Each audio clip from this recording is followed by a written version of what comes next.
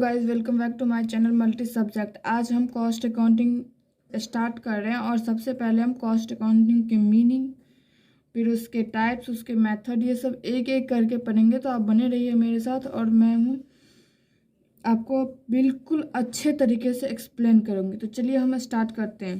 कह रहा है कॉस्ट अकाउंटिंग। सबसे पहले किसी भी चीज़ के बारे में जानने के लिए हम उसका डेफिनेशन, उसका मीनिंग जानते हैं कि आखिर ये होता क्या है। तो देखिए, पहले हम कॉस्ट अकाउंटिंग का डेफिनेशन पढ़ते हैं।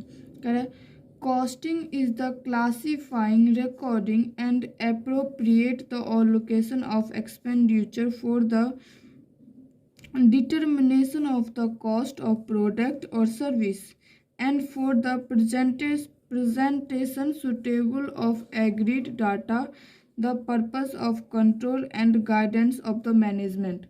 अब देखिए कॉस्ट अकाउंटिंग क्या होता है। पहले हम ये सोचते हैं जनरल भाषा में, पहले समझते हैं, फिर उसके बाद डेफिनेशन पे आएंगे। तो जनरल भाषा में मान लीजिए कोई भी बिजनेस पहले हम स्टार्ट करें, कोई बिजनेस स्टार्ट कर रहे हैं, तो बिजनेस को स्टार्ट करने के लिए सबसे पहले हम क्या सोचेंगे कि भाई इसके अंदर पहले सबसे पहले हम सोचेंगे कि जो हम स्टार्ट कर रहे हैं उसमें हमें कितना पैसा लग रहा है। यानी फाइनेंशियली पहले हम सोचेंगे कि इस प्रोडक्ट को स्टार्ट करने के लिए हमें कितना पैसा लग रहा है, हम अफोर्ड कर पाएंगे या नहीं कर पाएंगे। तो ये जो कैलकुलेशन होता है वो हम कॉस्ट अकाउंटिंग के अंदर ही करते हैं कि हम अगर कोई प्रोडक्ट चाहिए तो भाई उस पर कितनी मटेरियल लगेगी, कितने वेजेस लगेंगे, कितने लेबर्स लगेंगे। तो ये सब पहले कैलकुलेट किया जाता है। तो क्या वही कह रहे हैं कॉस्ट अकाउंटिंग क्या करता है, क्लासीफाई और रिकॉर्ड करता है। क्या रिकॉर्ड करता है, एक्सपेंडिचर को, ठीक है। और उस किस पे, प्रोडक्ट एंड सर्विस पे, प्रोडक्ट एंड सर्विस पे कितना खर्चा लग रहा है उसी को रिकॉर्ड करना, फिर उसको एनालाइज करना, और फिर हमें उससे क्या मिलता है, गाइडेंस भी मिलता है कि हाँ अगर मान लीजिए हम इतना अफोर्ड नहीं कर पा रहे हैं तो थोड़ी सी क्वालिटी कम कर देते हैं या थोड़ा सा साइज कम करते हैं, कुछ भी, एनीथिंग, बहुत सारे उसके भी मेथड्स होते हैं कैसे हम कम कर सकते हैं, वो भी हम आगे पढ़ेंगे। तो इतना आपको समझ में आएगा कॉस्ट अकाउंटिंग आखिर होता क्या है। सिंपली अगर देखें तो हम बाजार सामान लेने के लिए भी जाते हैं तो हम एवरेज लगाते हैं कि हाँ भाई मेरे पास 1000 रुपीज़ है, इसमें मुझे ये भी लेना है, ये भी लेना है, ये भी लेना है।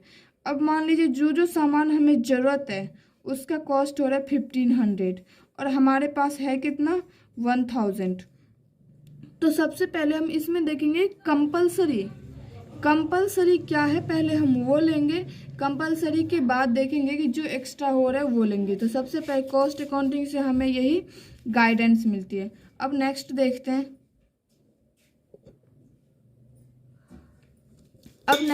हैं, cost accounting, objective of cost accounting, मतलब कॉस्ट अकाउंटिंग के ऑब्जेक्टिव क्या क्या होते हैं।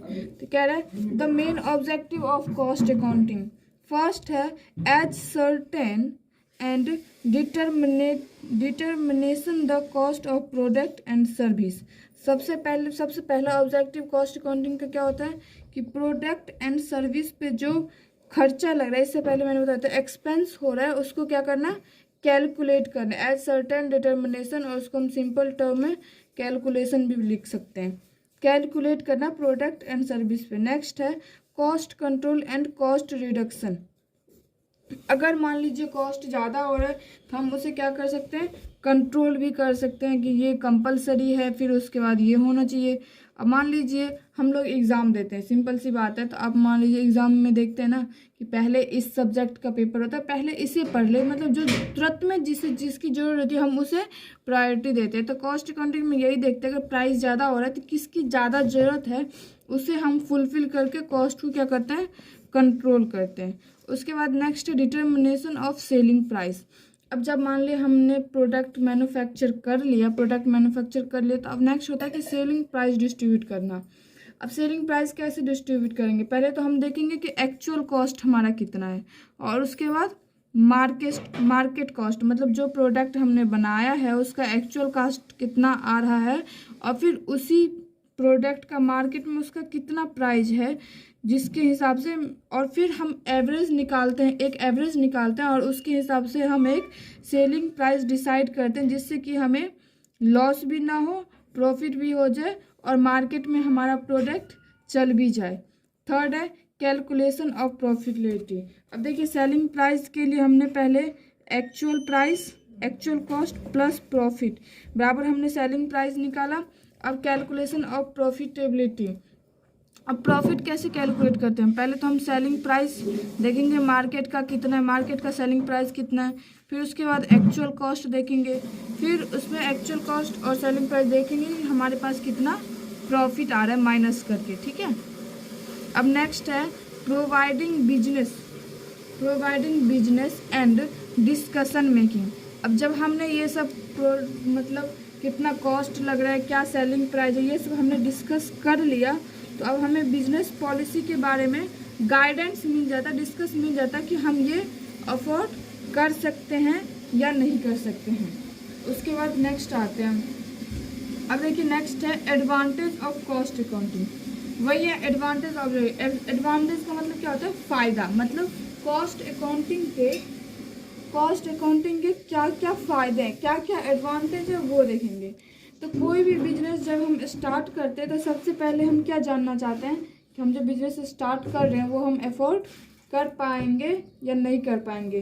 तो पहले कह रहे when we start business how much will it cost, it is no from the cost accounting like calculate total expense, labour, plant और मटेरियल, इन सब पे कितना एक्सपेंस हो रहा है पहले हम वो कैलकुलेट करते हैं, हमें मिलता है एडवांटेज मिलता है, मतलब पहले हमें पता चल जाता है। फिर नेक्स्ट है कि cost accounting help in calculating of profit. अब मान लीजिए हमें पहले पता चल जाता है कि हाँ एक्चुअल कॉस्ट हमें इतना हो रहा है और मार्केट में क्या है सेलिंग प्राइस इतना है, तो हमें प्रॉफिट कैलकुलेट करने में दिक्कत नहीं होती है, जिससे हम उस बिजनेस के बारे में सोच सकते हैं। फिर कह रहे हैं cost accounting help in deciding selling price.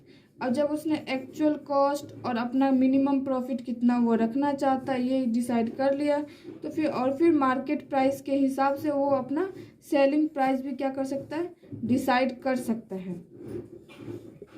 फिर नेक्स्ट है cost accounting help in decision making of business action. अब जब उसने सब चीज़ कैलकुलेट कर लिया, सेलिंग प्राइस भी कैलकुलेट कर लिया, उसके बाद प्रॉफिट भी कैलकुलेट कर लिया, उसमें कितने पैसे लग रहे हैं, एक्चुअल कॉस्ट भी कैलकुलेट कर लिया, अब ये सब जानने के बाद उन्हें हेल्प होता है डिसीजन लेने में कि हमें ये करना चाहिए या नहीं।